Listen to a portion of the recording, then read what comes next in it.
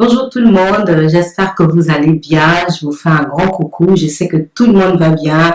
Je suis désolée pour ce long moment de silence, mais c'était assez compliqué. Mais tout va bien, vous inquiétez pas. Voilà, je suis présente aujourd'hui.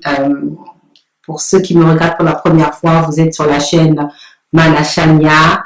J'ai fait une coupure sur la vidéo sur le pardon parce que je j'ai pensé ou je pense qu'il était quand même important de faire une pause par rapport à ce qui se passe en ce moment et de vous proposer cette petite vidéo vu la situation actuelle. C'est juste pour fortifier un frère, pour fortifier une sœur. C'est juste vous donner une petite amie, une petite idée. C'est juste pour vous donner une petite idée. C'est juste pour vous faire rappeler que nous ne sommes pas seuls dans cette petite épreuve de ce qui se passe dans le monde en ce moment. J'aime pas trop citer ce nom, mais je vais le dire quand même par rapport au Covid-19, ce virus qui est répandu partout. Je vous conseille en tant qu'enfant de Dieu, nous sommes obéissants. Obéissez à la loi qui nous demande de ne pas sortir et de rester chez nous. Restant chez nous, non seulement on épargne les autres, mais on s'épargne aussi soi-même. Ce n'est pas le moment de s'alarmer, ce n'est pas le moment de paniquer, ce n'est pas le moment non plus d'être dans la distraction totale. Je sais que on profite de ce moment pour manger, dormir, regarder Netflix et encore et encore, et en plus en ce moment c'est gratuit. Voilà, mais vraiment, je viens vers vous à travers cette vidéo, essayez de vous donner juste une petite ligne à tenir par rapport à cette situation, bien-aimée dans le Seigneur. Nous ne pouvons pas, en tant qu'enfants de Dieu, être dans la distraction totale. Pendant les périodes de travail, d'école, nous ne pouvons pas être dans la présence du Seigneur comme il faut. Mais voilà, le temps nous est donné. Pour l'instant, nous pouvons cacher nos montres parce que nous n'en avons pas besoin. On peut se lever à 11h, à 10h, à midi, mais au moins, quand tu t'es réveillé, la première des choses que tu fais, c'est quoi? En ce moment, nous avons le temps, frères, sœurs, d'être dans le Seigneur, de prier, de méditer la parole de Dieu. Nous avons le temps de jeûner, nous avons le temps de prier en famille, nous avons le temps de lire la parole de Dieu en famille, nous avons le temps, beaucoup plus de temps, de parler à nos enfants de notre Seigneur et de notre Sauveur. C'est le moment. Ne soyez pas effrayés par rapport à ce qui se passe dehors, à vous engouffrer dans la nourriture. Après, on va prendre les kilos, on ne pourra pas les perdre. C'est le moment de passer du temps avec vos enfants, un temps de qualité, dans la présence du Seigneur, mais aussi un temps de qualité en famille, avec nos enfants, avec nos frères, avec nos épouses, nos époux. C'est le moment.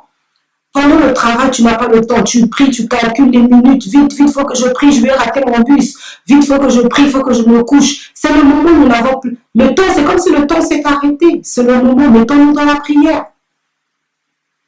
Ne dites pas, j'en peux plus. Il y a quelques jours, hier ou avant-hier, j'ai vu ma voisine, un petit coucou au balcon. Elle me dit, moi je n'en peux plus, je craque. Vous craquez à peine une semaine de confinement. Une semaine de confinement, vous craquez. C'est pas possible. Voilà aussi le moment aussi de donner l'éducation à nos enfants, de savoir se tenir à la maison. Et voilà maintenant, là, nous sommes de 7h à 7h dans la maison avec les enfants. Il faut qu'ils savent se tenir. Il faut qu'ils savent que non, mais là, on est tous à la maison, il faut marcher, il ne faut pas crier, il faut rester assis, voilà, qu'ils savent aussi respecter les autres. C'est vrai que c'est des enfants. Mais il y a des enfants à partir d'un certain âge qui peuvent savoir de se tenir calme. Ce n'est pas des enfants qui sortent et qui courent dans la maison, cela ne nous arrangera pas. Mais c'est une question d'éducation aussi. Revois l'éducation que tu donnes à tes enfants. Revois tes projets. Revois ta vie, ta marche avec le Seigneur. Et toi qui ne marches pas avec le Seigneur, c'est le moment. C'est le moment que tu donnes ta vie à Jésus-Christ. C'est le moment que tu suives le roi des rois. Souvenez-vous, il a tout vaincu il y a 2000 ans. Il y a 2000 ans, il a tout vaincu. Et il y a 2000 ans, lorsque la Bible a été écrite, Les gens, ceux qui ont écrit la Bible, remplis du Saint-Esprit, nous ont déjà parlé de cette période, je vais vous la lire. Nous l'avons dans Psaume 91. Écoutez ce que la parole de Dieu dit dans Psaume 91, je suis dans le verset 4. Il te couvrira de ses plumes et tu trouveras un refuge sous ses ailes et sa fidélité est un bouclier et une cuirasse. Tu ne craindras ni les terreurs de la nuit, ni la flèche qui vole de jour, ni la peste qui marche dans les ténèbres, ni la contagion qui frappe en plein midi. C'est quoi la contagion qui nous frappe en ce moment, si c'est pas le Covid-19? Pourquoi vous vous alarmez? Pourquoi vous vous alarmez, peuple de Dieu? Restez, fortifiez-vous dans la parole de Dieu. Nous avons tous été dans nos cultes de dimanche, nous avons prié, écouté la parole, loué, adoré. Nous vaincrons Satan, nous vaincrons les sorciers, nous vaincrons tout. Que la louange que nous faisons à notre Seigneur soit quand même impacte notre attitude, notre état d'esprit. Soyons calmes, ne paniquez pas. Je vois des gens qui paniquent. Moi, je ne fais pas ça. Moi, je ne... Non, c'est pas le moment de paniquer. Dieu savait déjà que nous vivrons à ce moment. Il l'a dit qu'il est avec nous. Toujours dans le psaume 91, au verset 2, il dit, attendez, moi j'aime bien cette partie-là, parce que vraiment ça me fortifie bien. Il dit, je dis à l'Éternel, mon refuge et ma forteresse. Tu vas chercher ton refuge où? C'est Dieu. C'est Dieu notre refuge. Mon Dieu en qui je me confie. Je dis à l'Éternel, mon refuge et ma forteresse. Mon Dieu en qui je me confie. C'est Dieu notre forteresse. Tu pries Dieu, le sang de Jésus te couvre. C'est le moment. Reste dans le Seigneur. Ne panique pas. N'aie pas peur. Ce n'est pas la première fois que l'humanité reste confinée. Ce n'est pas la première fois que nous devons rester dans nos maisons. Nous avons des histoires dans la Bible où nous lisons. Nous avons la première histoire, c'est l'histoire de Noé. Noé est resté dans sa barque comme pendant 40 jours, 40 nuits. Dans l'arche de Noé, il est resté 40 jours, 40 nuits avec sa famille. Nous avons encore les apôtres lorsqu'ils ont reçu le Saint-Esprit, lorsqu'ils ont reçu l'Esprit Saint. Ils étaient où? À l'intérieur. Ben voilà, pourquoi vous paniquez? Lorsque Lot a été visité par les anges, il était à l'intérieur dans sa maison. Restez chez vous, c'est le moment où peut-être Dieu va nous parler. C'est le moment où il y a un message pour nous. C'est le moment où il va venir, je ne sais pas moi, il va venir pointer ceux qui sont à lui, ses élus. Restez dans la présence du Seigneur. Ne vous alarmez pas. Ne paniquez pas, ne vous alarmez pas. Lisez la parole de Dieu pour vous fortifier. Passez du temps en famille, apprenez à vos enfants à cuisiner, inventez des jeux, trouvez de la distraction pour les enfants, pour passer du temps, pour pas que ça soit trop lourd, c'est vrai. Évitez de regarder toutes les vidéos qu'on vous envoie.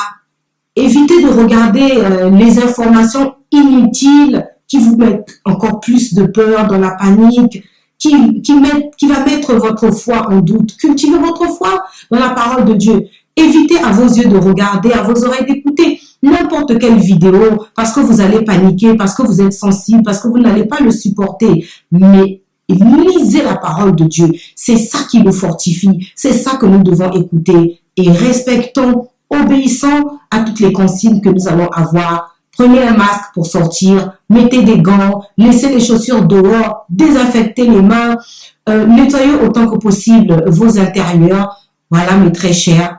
Et restez solide, c'est très important. Renouvelez chaque fois votre force et votre courage dans la présence du Seigneur. Lisez la Bible, il est le seul consolateur. Tout ce dont nous avons besoin pour être fortifiés et consolés se trouve dans la Bible. Lisez la parole, méditez-la. N'ayez pas peur, ne craignez rien. Les enfants de Dieu, nous sommes des soldats, nous sommes des combattants et nous sommes vainqueurs. Ne dites pas des paroles négatives. J'y arriverai pas, mais je ne vais pas arriver. Surtout, non, ne sortez pas ce genre de paroles. Nous ne sommes qu'à plus d'une semaine. Et lorsque nous serons à 3 semaines, et lorsque nous serons à 1 mois, nous dirons quoi? Nous ne sommes qu'au début. Et nous ne savons pas combien de temps ça va tenir. Alors, j'aimerais vous dire, votre temps, ne le gâchez pas. Profitez de ce temps d'être en famille, de prier, de jeûner, de méditer la parole, de demander au Saint-Esprit ce que Dieu attend de vous remplir, que les dons que vous avez en vous puissent sortir en ce moment. Apprenez à vos enfants à prier, apprenez à vos enfants à lire la parole de Dieu. Faites le culte familial à la maison. Voilà, bien-aimés, la vidéo que j'ai préparée pour vous. Si j'ai coupé la vidéo du pardon, je m'en excuse. C'était pour vous mettre cette vidéo-là. J'espère que vous allez l'écouter, la partager à une personne que cela pourrait intéresser. Je vous retrouve la semaine prochaine dans une nouvelle vidéo. Je vous mettrai sûrement la suite sur le pardon. À très bientôt. Si vous avez aimé la vidéo, n'oubliez pas de partager, de liker et de vous abonner. Si c'est la première fois que vous avez regardé, c'était Mana Shania. À très bientôt. Au revoir. Prenez soin de vous.